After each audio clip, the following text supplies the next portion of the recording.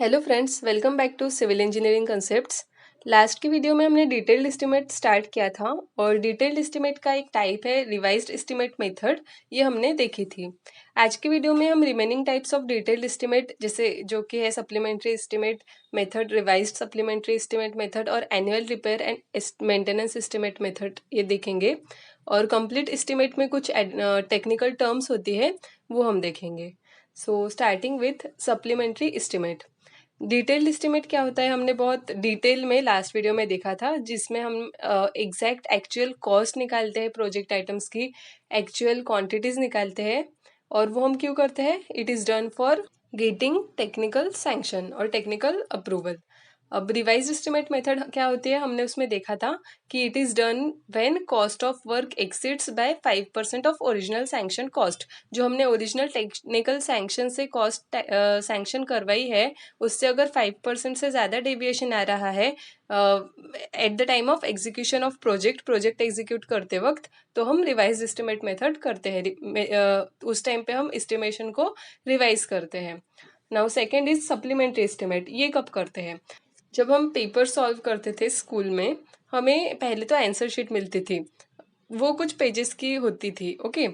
But क्या होता था, कुछ कुछ लोगों को एक्स्ट्रा पेजेस लगते थे, उतने आंसर शीट में नहीं होता था, तो हम सप्लीमेंट लेते थे, राइट।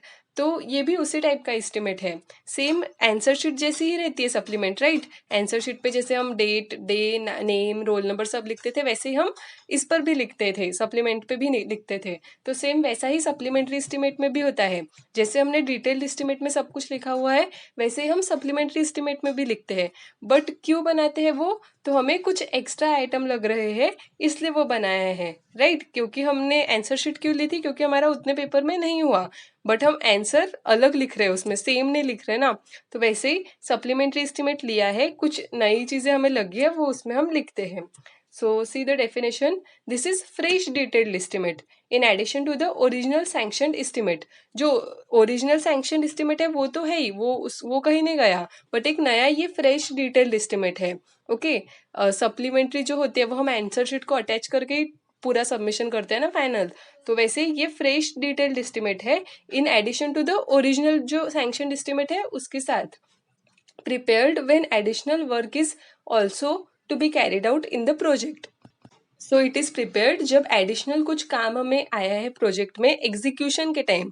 ये सब कब हो रहे हैं एस्टिमेशन? एग्जीक्यूशन चल रहा है प्रोजेक्ट का और हमें कुछ एडिशनल वर्क आ गया है, सो तब हमें ये सप्लीमेंट्री एस्टिमेट की जरूरत पड़ती है। The abstract of cost shows the amount of original sanction estimate and supplementary amount for which the approval is required. जो एब्स्ट्रैक्ट ऑफ कॉस्ट, दो टाइप के मैंने टेबल्स दिखाए थे फॉर्मेट। एक था मेजरमेंट ऑफ क्वांटिटी और दूसरा था एब्स्ट्रैक्ट ऑफ कॉस्ट। फर्स्ट में हमने क्वांटिटीज निकाली थी और सेकंड में हमने कॉस्ट निकाली थी, क्वांटिटी को रेट से मल्टीप्लाई करके। तो ये जो एब्स्ट्रैक्ट ऑफ कॉस्ट है, ये हमें सप्लीमेंट्री में भी एस्टिमेट में भी बनाना ही पड़ेगा, क्योंकि सप्लीमेंट्री एस्टिमेट ये डिटेल्ड एस्टिमेट का ही टाइप है, उसको सेम डिटेल्ड एस्टिमेट जैसे ही करते हैं। उसमें भी दो प्रोसेस होगी, उसमें भी मेजरमेंट टेबल भी बनेगा और एब्स्ट्रैक्ट टेबल भी बनेगा। तो इस सप्लीमेंट्री एस्टिमेट के एब्स्ट्रैक्ट टेबल में जो ओरिजिनल डिटेल्ड एस्टिमेट के लिए टेक्निकल सैंक्शन के लिए जो कॉस्ट बनाई थी, वो इसमें भी डलेगी। और उसके बाद जो एडिशनल कॉस्ट लग रही है वो भी हम इसमें लिखेंगे और उसके लिए फिर से अप्रूवल लेंगे। क्या लिखा है यहाँ पे? सप्लीमेंट्री अमाउंट के लिए फिर से एक approval is required. So this was supplementary estimate. Now next is revised supplementary estimate. अब ये दोनों का कॉम्बिनेशन है, जैसे रिवाइज्ड एस्टिमेट मेथड देखा है हमने अच्छे से और सप्लीमेंट्री एस्टिमेट मेथड देखा है। तो अभी रिवाइज्ड सप्लीमेंट्री एस्टिमेट क्या है? It is used when there is deviation in material, design and change in construction or items of work which require both revised and supplementary estimate. ये क्या है ना, ये deviation of material. Deviation of material मतलब अभी जैसे हमने पहले ऐसे डिसाइड किया था अप्रोक्सीमेट एस्टिमेट बताते वक्त या फिर डिटेल्ड एस्टिमेट बनाते वक्त कि हम कंक्रीट का फ्लोरिंग करेंगे। बट अब सडनली ऐसा सोच रहे हैं हम कि नहीं, कंक्रीट फ्लोरिंग नहीं, हम वुडन फ्लोर यूज करेंगे या फिर मोजाइक फ्लोर, मतलब कुछ और मार्बल का फ्लोरिंग कुछ और करेंगे। तो यहाँ पे क्या हो रहा है? मटेरियल का डेविएशन हो रहा है।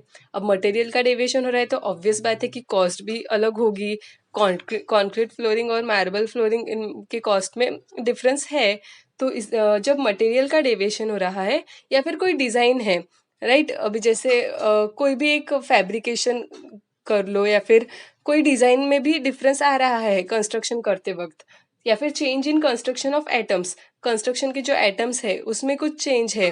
कंस्ट्रक्शन आइटम मतलब जैसे बार, स्टील बार है, वो हमने पहले सोचा था कि 6 mm या फिर 12 mm का कुछ लगेगा, बट अब सडनली कुछ और डायमीटर का लग रहा है, तो वहाँ पे भी कॉस्ट में डेविएशन आएगा।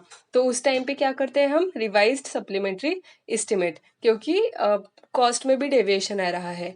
तो it is used when there is deviation in material design and change in construction of items of work which require both, उसके लिए दोनों भी लग रहा है, रिवाइज्ड एस्टिमेट भी लग रहा है और सप्लीमेंट्री एस्टिमेट भी लग रहा है। So this was revised supplementary estimate. Now fourth one is annual repair and maintenance method. अब इसके नाम में ही है कि annual repair and maintenance. अब कोई भी काम करते हैं तो उसको रिपेयरिंग मेंटेनेंस लगता है, राइट? तो वैसे ही कोई बड़ा कंस्ट्रक्शन है तो उसका भी मेंटेनेंस लगता है, उसको भी एनुअल रिपेयरिंग लगता है। जैसे अब वाटर टैंक का ले लो, अगर कोई वाटर टैंक बनाए हैं तो उसको भी मेंटेनेंस और रिपेयरिंग लगेगा, राइट? तो इसमें क्या होता है, इसमें हम मेंटेनेंस के लिए लगने वाली कॉस्ट डालते हैं, right? This estimate is used for repair and maintenance of structure like painting, white washing, polishing, filling the leakages, pothole repair etcetera. अगर रोड का कंस्ट्रक्शन है तो उसमें ऑब्वियसली पॉट होल्स होंगे, उसको अपने को हमें फिर से फिल करना पड़ेगा, तो वो कुछ मेंटेनेंस चार्जेस उसके लिए लगेंगे। तो ये एनुअली प्रिपेयर होता है, मतलब साल में से एक बार। मेंटेनेंस हम हर मंथ तो नहीं करते ना, तो उसका एक साल में से एक बार एस्टिमेट बनता है और ये मेंटेनेंस चार्जेस उसमें से उस फंड में से निकाले जाते हैं। मेंटेनेंस में क्या होता है, पेंटिंग हो गई, वो तो हम घर में भी करते हैं, वाइट वॉशिंग हो गया, पॉलिशिंग हो गया। जैसे पॉलिशिंग किस पे करेंगे, फर्नीचर है उस पे कई सालों में पॉलिशिंग करते हैं। फिलिंग द लीकेजेस, कुछ प्लम्बिंग का काम है उसमें कुछ लीकेजेस हुए हैं तो वो लीकेजेस फिल करना। Okay, so this was types of detailed estimate.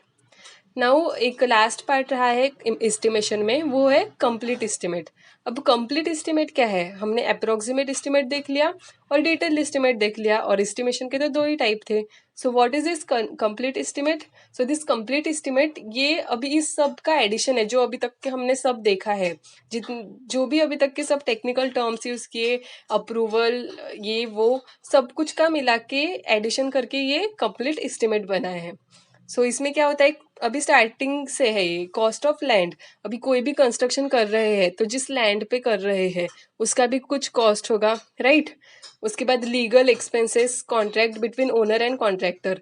इसमें क्या आएगा, अभी वो लैंड बाय की कॉन्ट्रैक्टर ने या फिर ओनर ने वो बेची, तो उनमें जो भी एग्रीमेंट्स एंड ऑल होगा उसका legal expenses, main cost of contract, labour, material, supervision, ये सब आ गया उसमें। देन कंटीजेंसी कॉस्ट हमने देखा था, which is equal to what, 3 to 5% of total project cost, right? उसमें उसके बाद इंजीनियरिंग कॉस्ट देखा था, water supply and sanitation, electrification, departmental charges, और ये सब जो है ये पूरा टोटल मिला के कंप्लीट एस्टिमेट बनता है। इस कंप्लीट एस्टिमेट में कुछ टेक्निकल टर्म्स यूज होती है तो वो हम वन बाय वन देखेंगे। यहाँ पर मैंने लिखा है नोट करके। First technical term which is used is administrative approval. ये वर्ड हमने कहाँ देखा था, ये वर्ड हमने अप्रोक्सीमेट एस्टिमेट में देखा था। अप्रोक्सीमेट एस्टिमेट क्यों बनाया था, एडमिनिस्ट्रेटिव अप्रूवल लेने के लिए। तो एग्जैक्टली क्या होता है एडमिनिस्ट्रेटिव अप्रूवल लेना, ये मैं अभी आपको बताऊंगी। For any project to be executed by department, approval from competent authority is required with respect to the cost of the work on the basis of approximate estimate and is termed as administrative approval. कोई भी project जब हम को करना है, implement करना है, execute करना है, उसके लिए हमें उस कॉम्पिटेंट अथॉरिटी मतलब उससे रिलेटेड अथॉरिटी, उससे हमें अप्रूवल लेना पड़ेगा, उससे हमें उस कॉस्ट का, उस प्रोजेक्ट का अप्रूवल लेना पड़ेगा, और फिर ही तभी हम, अगर हमें वो अप्रूवल मिलता है तभी हम वो प्रोजेक्ट एग्जीक्यूट कर सकते हैं। इसका एक कॉमन एग्जाम्पल है, अगर हमें समझो कोई चीज़ खरीदनी है, जब हम छोटे थे तो हमें हमारे घर में पेरेंट्स का अप्रूवल लेना पड़ता था, तो हमारे लिए कॉम्पिटेंट अथॉरिटी कौन थी उस वक्त, हमारे पेरेंट्स। तो उसी हिसाब से जो काम है उससे रिलेटेड उसकी जो भी अथॉरिटी होती है उसे कॉम्पिटेंट अथॉरिटी बोलते हैं। दस administrative approval denotes the formal acceptance by the administrative department for proposal of incurring expenditure. तो ये एडमिनिस्ट्रेटिव अप्रूवल क्या दिखाता है कि हमने पहले तो अप्रोक्सीमेट एस्टिमेट बनाया, वो उस अथॉरिटी को प्रेजेंट किया और उसने वो अप्रूव किया, मतलब वो अथॉरिटी हमारे प्रोजेक्ट को फंड देने के लिए रेडी है। वो एक्सपेंडिचर जो भी हमें लग रहा है वो हमें उस फंड्स उस अथॉरिटी से उसका एक्सपेंडिचर मिलेगा। तो ये फॉर्मल एक्सेप्टेंस है फॉर प्रपोजल ऑफ, किसका फॉर्मल एक्सेप्टेंस है कि जो भी एक्सपेंडिचर हमें लगने वाला है प्रोजेक्ट में उसका उसके अप्रूवल का ये फॉर्मल एक्सेप्टेंस होता है। So it was administrative approval. Next is expenditure sanction. Expenditure sanction क्या होता है? It is done by financial department in which it allocates the required fund for the execution of project. पहले हमने administrative approval ले लिया, अभी वो तो सिर्फ फॉर्मल एक्सेप्टेंस था, पर हमें तो एक्चुअल में फंड चाहिए ना, राइट? तो ये कौन देता है? ये फाइनेंशियल डिपार्टमेंट देता है, जिसमें इट रियली अलोकेट्स, वो जो हमको सच में अलोकेट कर देता है जो भी हमको फंड लगने वाला है वो प्रॉपर जो भी है पेपर वर्क से वो हमें अलोकेट करता है। Third one is technical sanction. ये क्या होता है? ये कब हमने लिया था? ये हमने डिटेल्ड एस्टिमेट के वक्त हमने टेक्निकल सैंक्शन लिया था। So after approval of administrative and expenditure sanction the detailed estimate of the project is made for technical sanction. Administrative approval से हमारा अप्रोक्सीमेट एस्टिमेट से हमने एडमिनिस्ट्रेटिव अप्रूवल करा लिया, उसके बाद हमने एक्सपेंडिचर सैंक्शन भी करा लिया, ओके। बट अब हमें डिटेल्ड एस्टिमेट पूरा शो करके exact quantities exact cost show करके टेक्निकल सैंक्शन करवा के लेना है। सो दैट वो होता है technical sanction. Fourth one is schedule of rates. ये हमने कहाँ यूज़ किया था? ये हमने यूज़ किया था data required for estimate, first video हमारा एस्टिमेशन कॉस्टिंग एंड वैल्यूएशन के फर्स्ट वीडियो में हमने रेट्स की बात की थी, शेड्यूल ऑफ रेट्स। वहाँ पे जनरल और डिटेल्ड रेट्स दो बताए थे, वहाँ पर मैंने डिटेल में नहीं बताया था, but here I will explain in detail कि शेड्यूल ऑफ रेट्स क्या होता है। List of rate of all items like labour, material, transportation etcetera are mentioned in a book which is known as schedule of rate book. जो भी हमें project items लग रहे हैं पूरे कंस्ट्रक्शन में, मटेरियल, अगर मटेरियल देखो तो मटेरियल में होगा कॉन्क्रीट, सीमेंट, कॉन्क्रीट नहीं सॉरी सीमेंट, देन एग्रीगेट्स, उसके बाद स्टील, ये जो भी हमें मटेरियल लगेगा, उसके बाद लेबर, मटेरियल, मशीनरी और मैन पावर, ये 3 एम मैंने बताए थे। तो मैन पावर में आ गए लेबर्स, उसके बाद मशीनरी जो भी हमें लग रही है, तो इन सब के कुछ स्पेसिफिक रेट्स तो डिसाइड हो गए, राइट? तो ये रेट्स जिसमें डिसाइड है सबके, उसकी एक लिस्ट है, उसको शेड्यूल ऑफ रेट बुक ऐसे बोला जाता है। तो ये कौन प्रिपेयर करता है, कहाँ पे प्रिपेयर होता है? So it is prepared by PWD मतलब पब्लिक वर्क डिपार्टमेंट, और सीपीडब्ल्यूडी मतलब central public work department. It is again of following types. CSR मतलब कॉमन शेड्यूल रेट, जो पूरे ओवरऑल कंट्री में कॉमन हो गए रेट्स, ओके। उसके बाद एसएसआर मतलब स्टेट शेड्यूल रेट, एक पर्टिकुलर स्टेट्स के भी अलग अलग रेट हो गए। DSR district schedule rate, district wise भी रेट अलग हो गए। तो अभी ये रेट अलग क्यों हो गए? तो इसका रीजन ये है कि समझो कोई एक प्रोडक्ट है, ओके, कोई एक प्रोजेक्ट आइटम है, वो एक पर्टिकुलर सिटी में उसका प्रोडक्शन है, तो अब वो सिटी की जो आजू बाजू के और कुछ सिटीज है, स्टेट्स है, उसके लिए वो रेट कम होंगे क्योंकि वहाँ ट्रांसपोर्टेशन कॉस्ट, ट्रांसपोर्टेशन चार्जेस कम लगेंगे। बट उसी स्पेसिफिक सिटी से अगर कोई बहुत दूर, लाइक कन्याकुमारी से अगर हमको अपोजिट एंड में जाना है, ओके, जम्मू कश्मीर जाना है, तो ट्रांसपोर्टेशन कॉस्ट कितना लगेगा? बहुत ज़्यादा लगेगा। तो इसीलिए वहाँ पर उसका रेट अलग होगा, तो उस स्टेट के लिए उसका रेट अलग होगा। सो इस हिसाब से district schedule rate, state schedule rate और कॉमन शेड्यूल रेट, ये 3 टाइप्स ऑफ शेड्यूल रेट्स होते हैं। Now last technical term which is degree of accuracy. ये क्या होता है? तो अब कोई भी जो भी प्रोजेक्ट आइटम है या फिर जो भी हम मेजरमेंट कर रहे हैं साइट पर, उसकी एक एक्यूरेसी लिमिट होगी, राइट? तो वो हमें ये इसमें देखने मिलेगा कि dimension shall be measured up to 0.01 metre, that is 1 centimetre. हमेशा जो भी हम डायमेंशन मेजर कर रहे हैं, लेंथ, विड्थ, हाइट, ये इसका एक्यूरेसी, डिग्री ऑफ एक्यूरेसी हमेशा अप टू 1 सेंटीमीटर होना चाहिए. It is more than 25 metre, it is measured up to 0.1 metre. अगर समझो वो जो डायमेंशन है वो पर्टिकुलर जिसे भी हम मेजर कर रहे हैं उसका डायमेंशन अगर 25 मीटर से ज़्यादा है तो उसकी डिग्री ऑफ एक्यूरेसी क्या होगी, it is up to 0.1 metre. Then area shall be measured up to 0.01 metre square. अगर हम कोई रूम का एरिया मेजर कर रहे हैं साइट पर तो उसका degree of accuracy 0.01 metre square तक होगा. Volume shall be measured up to 0.01 metre cube. Mass shall be measured up to 1 kg. Woodwork shall be measured up to 0.002 metre cube. Woodwork में क्या आता है, एरिया में क्या आता है, मास में क्या आता है, ये सब मैं आपको डिटेल्ड में स्पेसिफिकेशन इस लेसन में बताऊंगी. ओके, जो कि है next video. Then reinforcement shall be measured up to 0.005 metre. Thickness of slab projecting outside the beam और column shall be measured up to 0.005 metre, that is 5 mm. Degree of accuracy मतलब अगर कोई dimension है, length है, वो 25.2 metre आ रही है but हमें उसको 0.01 मीटर तक मतलब 2 डेसिमल प्लेसेस तक रिप्रेजेंट करना है तो वो 25.2 को 25.20 ऐसे हम रिप्रेजेंट करेंगे.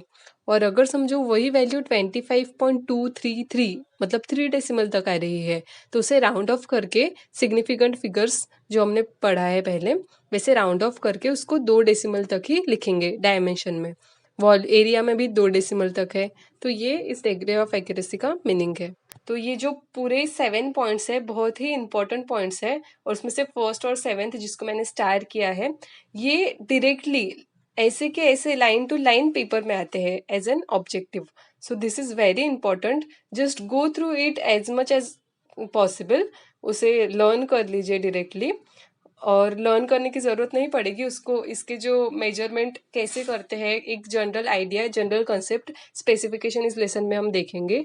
Now the last topic for this estimation is types of works according to the cost. एक छोटा सा टॉपिक है 1 मिनट का. तो types of work according to the cost इसमें क्या है, work can be classified into 3 on the basis of cost.